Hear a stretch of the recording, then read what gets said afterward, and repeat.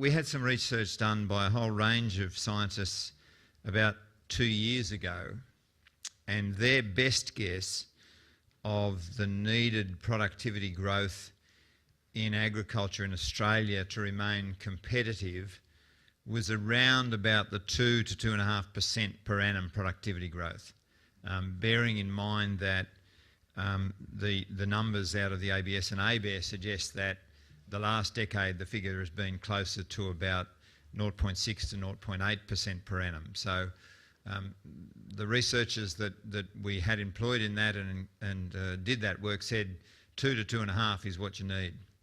So I'm going to put the mail on you for. Do you think that's achievable over the next decade? Do you think in your particular segments that 2 to 2.5% productivity gain per year is achievable with what we know now and what we have ready to deploy in terms of innovation or technology? Yeah. And we're recording this, and we're going to play it back. So, Mick, just from the sheep side, those figures of around $2.20 per ewe per year, that's about a 2%.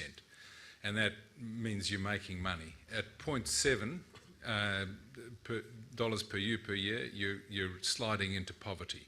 So I'd agree absolutely with that. And it just makes the point we've got to go best practice if we're going to meet that objective, but we can. You've said yes? Yes. Ben? Look, and I'll agree exactly. Cereals? With 2% yield gain per year?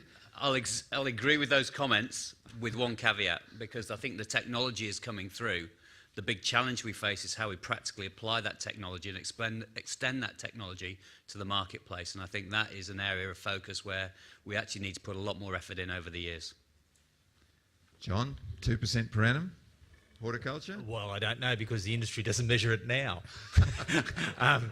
But what I would say is that two things. One is if we start transferring assets, physical assets, water assets into the hands of the more productive farmers, away from the less productive farmers, you don't have to do any innovation. The second thing is that I think you've got to back winners, not pick winners, you've got to back them.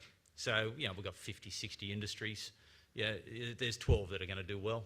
And if you concentrate all your resources there, I think 2% is dead easy.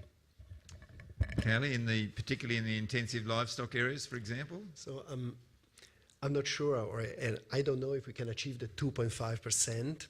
Now, one thing I know is that, and it goes back to what I was saying before, I think we have today some of the technology that can deliver beyond these 2 or 2.5% that you're mentioning. The issue I see is getting this technology accepted and endorsed by whoever needs to endorse. Okay. So we're all on clover by the sounds of it. David. Can you hear that? Yeah. David Bedbrook, WA.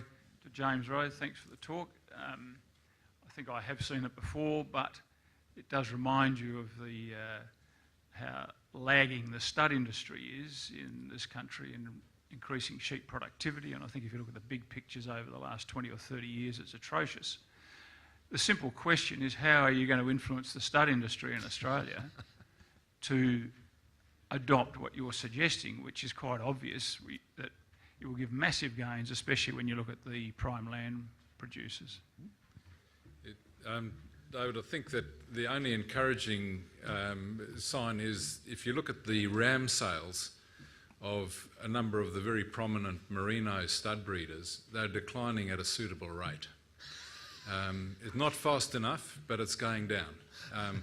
Whereas the ram sales of those that are really putting their foot on the accelerator in terms of best practice and making proper genetic gain, their ram sales are going up very nicely. So I think it's Darwin at work, and I think we just need to follow it. And some of them might be dying off, I suppose. Not fast enough. Any other questions around the room? Peter.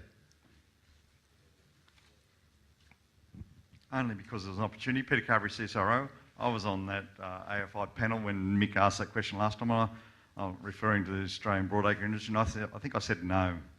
That's pretty bad coming from someone from CSIRO. Mick was also on a panel with me when he was asked the same question at a conference, and I think, Mick, you said no too, so we'll have to I think I might have said no, but. No, but. I think everyone does that, no, but. And mine's no, but too. It's about identifying where those innovations are going to occur. I was really interested in the horticulture comment about lifting the performance of the land under the underperformers. But I think there has to be also innovation so that the best performers see that there is opportunity to move their productivity forward and what the technologies might be. And a forum like today is really important to expose people to what's out there. What's out there is possibly going to be in paddock in a few years' time. So more of a comment than a question relating to the question you put, Mick. Thanks, Peter. Any? Yes, I think I've been really encouraged today by the progress that's being made in data management. You know, I think we're all aware of the opportunity even 10 years ago, and we're now getting to the point where the technology is really starting to reach that reliability that we heard about from Matthew. That's critical, and I think that's one that is easy when you look at it, but it's going to need a really concerted discipline from everyone. But it holds the potential to turn this productivity around, labour productivity, as well as the physical side. Yes, and certainly I must admit I hadn't appreciated that the whole issue of genomics really depends heavily on the ability to crunch large volumes and store large volumes of data, and that's become so inexpensive over the last decade relative to what it was, that the whole thing moves to a new stage altogether in being able to use it. Yeah, and also the cost of genomics, and you know that goes in plants. Plant genomics is actually driving the livestock and human genomics because of the need to screen large numbers, and the cost has just come down unbelievably in the last 5 years, and it continues to do so. So it's that I think is going to be a huge factor too. There's a question. There's two questions down the back there. Three. Yampal Van Mort from Sydney. I found it very interesting today that we've basically fallen back into the way of saying that we're going to use technology to overcome the constraints that we face to meet the drivers and the opportunities and the challenges that lie out there. But given the power that people have demonstrated today about using information technology and connecting stuff, the question I'd put to you is, what don't we have information on at the moment around constraints that you think would drive your industry forward at this point in time? So rather than worrying about whether innovation is the limiter or technology, saying what do we need to know? Is it about the point that John raised, about actually moving resources between people? What constraints do we need to learn and actually get the big data around? Look, I mean, maybe I'll kick that one off. I think one of the big missing pieces of information, particularly from a cropping perspective, is what's going to happen in the future during the life of that crop. And being able to make decisions, particularly around investments around technology, is always going to be balanced off by a guesstimation around what the future months will look like in the life of that crop. So I think if we can give growers more certainty, it will allow them to then provide more targeted investments around those crops. And you know, the work that the Climate Corporation's doing, even though they're now part of a competitor, you know, is really important, because you know that's the kind of data which will allow growers to deploy that technology and get that return and confidence that they can use that technology. So all we need to do is predict the weather. David again, and then Jay. If I could indulge you, because I mentioned this productivity a lot, and it seems to me that we're not achieving that by a long way, and respecting the discussions around technology, trade, and what we've been talking about here. But do any of the panel think that if we increased R&D, I'm talking about basic R&D at the grassroots farm level on a lot of basic issues, do you think that's going to assist us to get to that 2% plus? Depends on who you increase the R&D for. if you apply, I'm talking about production, just straight production. Of yeah, whether sure, it's a but if crop you're looking or- at total factor productivity for the sector, I mean, if you concentrate your R&D on getting, not even on the top 10% of producers, because I would argue the top 10% of producers are probably capable of accessing or doing a lot of their own R&D themselves, but if you concentrated on the next 30% of producers to get them to do what the top 10% do, then you're going to see massive increases in productivity of the sector itself.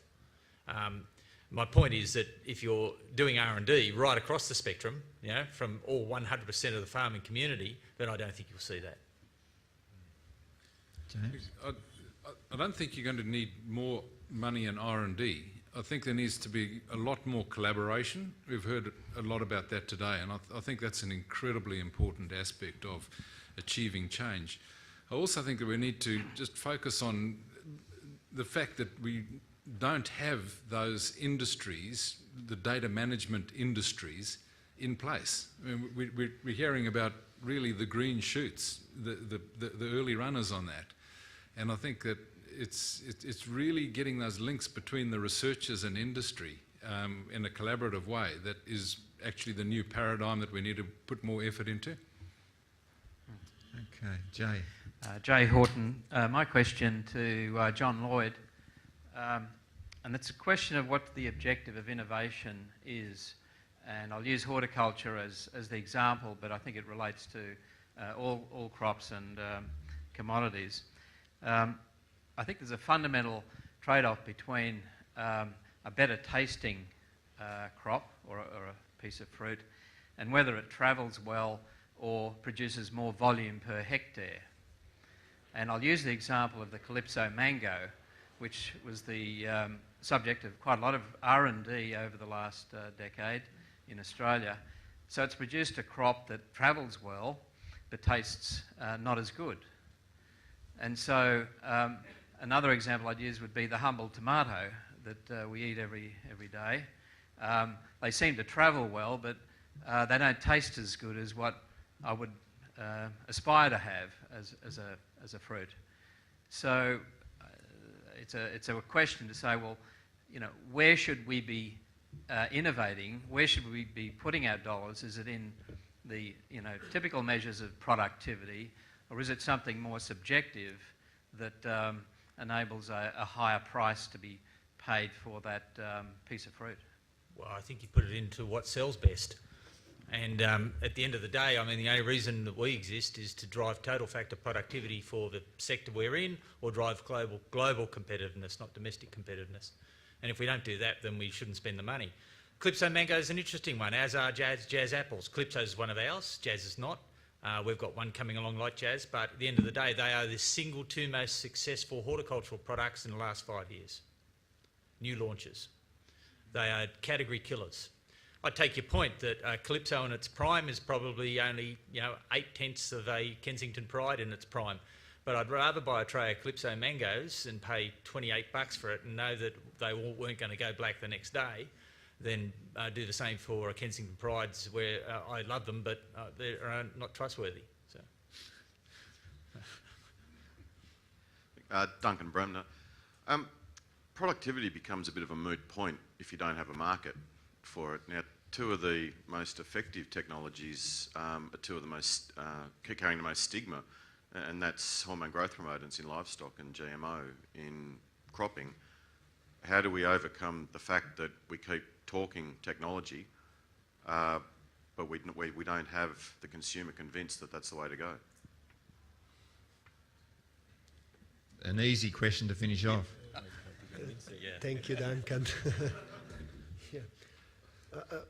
Obviously, talking for the hormone growth promotant, I think that it's a very complex. It's a very complex issue we're facing. Okay, so how do we convince consumers? I think the question is, allow me to say, how much consumers do really care about that, and how much is our myth that consumers would not choose one or the other. We've seen from the research we've done that 95% of the consumers buy based on value, taste, and nutritional aspects. Okay. When unaided question, or when we look at research on stores, so this is not the big issue. Okay? Now I think the problem that we see is on the other side. Okay, is on the trade aspects. We see the example of China, okay, when trying to ban NGPs, and that's obviously much more complex issue to solve, to which honestly I don't have a solution right now. I would like to. I think from a GMO perspective, one of the biggest challenges we face is that a number of regions of the world are making decisions based on not necessarily the best scientific facts, and it's more about moving towards the requirements or the demands of the electorates that operate within those regions. And probably that's down to the fact that there is no pressing need in those areas for that technology.